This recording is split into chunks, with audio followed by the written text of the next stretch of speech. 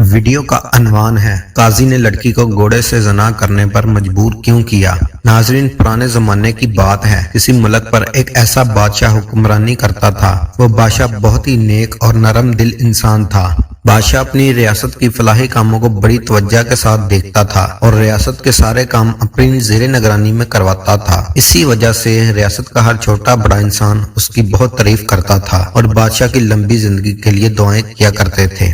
लेकिन उस बादशाह का काजी बहुत ही अय्याश परस्त इंसान था। उसको जो भी औरत पसंद आ जाती, औरत को किसी न किसी झूठे मुकदमे में फंसाकर अपने साथ ज़ना करने पर मजबूर कर लिया करता। वो औरत जमाने की रसवाई से डरती और काजी के साथ हम बिस्तरी के लिए मजबूरन तैयार हो जाती थी। यूं काजी जिस्मानी लज्जत को पूरा करने के लिए बेकसूर औरतों की इज्जत को दागदार किया करता था। लेकिन इस बात की खबर बादशाह को बिल्कुल भी ना थी कि मेरा काजी एक जानी और अय्याश परस्त है। एक दफा बादशाह जंगल में शिकार करने के लिए अपने चंद साथियों के साथ जा रहा था और जब बादशाह जंगल में से गुजर रहा था तो अचानक एक खूबसूरत और जवान लड़की पर बादशाह की नजर पड़ी। तो बादशाह हैरान हो गया। बादशाह क्या देखता है कि वो हसीनो जमील खूबसूरत नौजवान लड़की एक घोड़े के साथ ज़ना करने में मशगूल थी। ये देखकर बादशाह ने अपना चेहरा दूसरी तरफ कर लिया और अपने सिपाहियों को हुक्म दिया कि इस लड़की को बापर्दा तरीके के साथ मेरे महल ले जाओ और हमने जो कुछ देखा है ये सारा वाकया किसी के साथ जिक्र नहीं करना। सिपाही उसे पकड़कर महल में ले आए। सुबह हुई तो बादशाह ने हुक्म दिया कि लड़की को मेरे दरबार में हाजिर करो। बादशाह के हुक्म की तमील करते हुए लड़की को बादशाह सलामत के दरबार में ले आए। बादशाह बहुत गुस्से में था। लड़की को जब दरबार में लाया गया तो बादशाह ने फैसला सुनाते हुए कहा कि तुमने बहुत बड़ा गुनाह किया है। मैं अपने साथियों समेत तुम्हें बदकारी करते हुए देखा है। ये सुनकर वो लड़की बोली, बादशाह सलामत, आप जो एक नेक दिल और रहम दिल इंसान है, लेकिन आपका काजी एक अय्याश पसंद और ज़नाकार इंसान है। जिस रियासत का काजी एक जानी और अय्याश इंसान हो तो उस रियासत की लड़कियां तो फिर क्या करेंगी। लड़की की बात सुनकर बादशाह बहुत हैरान हुआ और फिर बादशाह ने बड़ी हैरानगी के साथ पूछा, लड़की तुम्हारी इस बात का आखिर मकसद क्या है? खुलकर बताओ जो कुछ भी तुम्हारे दिल में है। लड़की थोड़ी देर खामोश खड़ी रही और फिर बोली, बादशाह सलामत, आप हमेशा सलामत रहें। मेरी गलती माफ कीजिएगा। मेरी आपसे गुजारिश है कि आप मेरे घर आ जाएं तो मैं आपके सामने सारा मामले की वजाहत करूंगी। बादशाह ने कहा, ठीक है चलो। लड़की जब बादशाह सलामत लड़की के घर पहुंचे तो एक चारपाई पर एक जख्मी हालत में एक आदमी पड़ा हुआ था।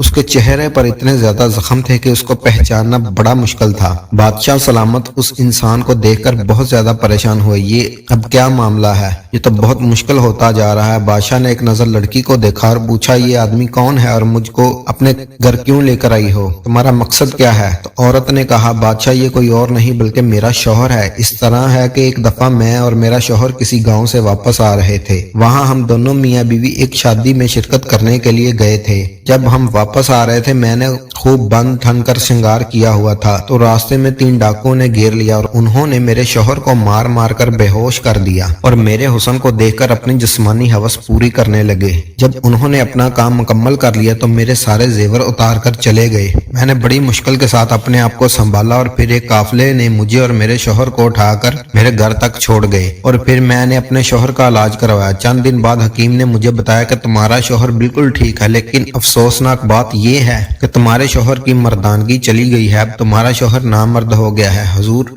मैं इसका बहुत इलाज करवाया लेकिन मेरे शौहर का जख्म तो बढ़ गए, लेकिन मेरे शौहर की मर्दानगी वापस नहीं आई। जब मैंने ये सूरत हाल देखी तो मैंने सोचा कि मैं अपने शौहर से जिस्मानी लज्जतें हासिल नहीं कर सकती।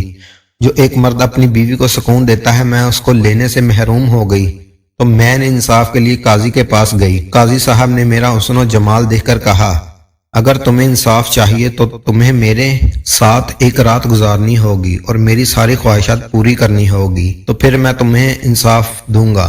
काजी साहब की ये बात सुनकर मुझे बहुत ज्यादा दुख हुआ और मैं रोती हुई काजी की अदालत से वापस आ गई और उसके बाद मैंने अपने दिल से इरादा कर लिया कि मैं अपने शौहर की खिदमत करूंगी और जब भी मुझे किसी मर्द की जरूरत पेश आएगी तो मैं किसी दूसरे आदमी से हम बिस्तरी करने की बजाय एक जानवर से ही अपनी ख्वाहिशात पूरी कर लिया करूंगी, क्योंकि क़यामत के दिन मैं किसी गुनाह में पकड़ी ना जाऊं। वो इसलिए कहा जाता है कि जब इंसान अकेले गुनाह करता है तो उसे गुनाह पर माफी के ज्यादा इम्कानात होते हैं। लेकिन तमाम बातें सुनकर बादशाह बहुत ज्यादा शर्मिंदा हुआ और उसी वक्त लड़की को अपने साथ लेकर दरबार में वापस आ गया। दरबार में आने के बाद बादशाह ने अपने सिपाहियों को हुक्म दिया कि काजी को दरबार में ले आए। तो सिपाही बादशाह को काजी के दरबार में ले आए। तो बादशाह ने काजी को बड़े गौर से देखा और पूछा, काजी साहब ये बेचारी लड़की जो भी तुम्हारे बारे में कह रही है क्या वो सच है? पहले तो काजी ने साफ इनकार कर दिया, लेकिन जब बादशाह ने कहा काजी साहब सच्ची बात करें, मैं खुद इस लड़की के घर गया और इसके शोहर की हालत देख कर आया हूँ, तो काजी ने अपना जुर्म कबूल कर लिया। बादशाह इंसाफ पसंद इंसान था जिसने अपनी जहानत से और भी बहुत ज्यादा राज मालूम किए। काजी की जबानी जब उसने अपनी बात मुकम्मल की तो बादशाह ने अपना फैसला सुनाते हुए हुक्म दिया कि काजी को शहर के चौक में ले जाकर बांध दो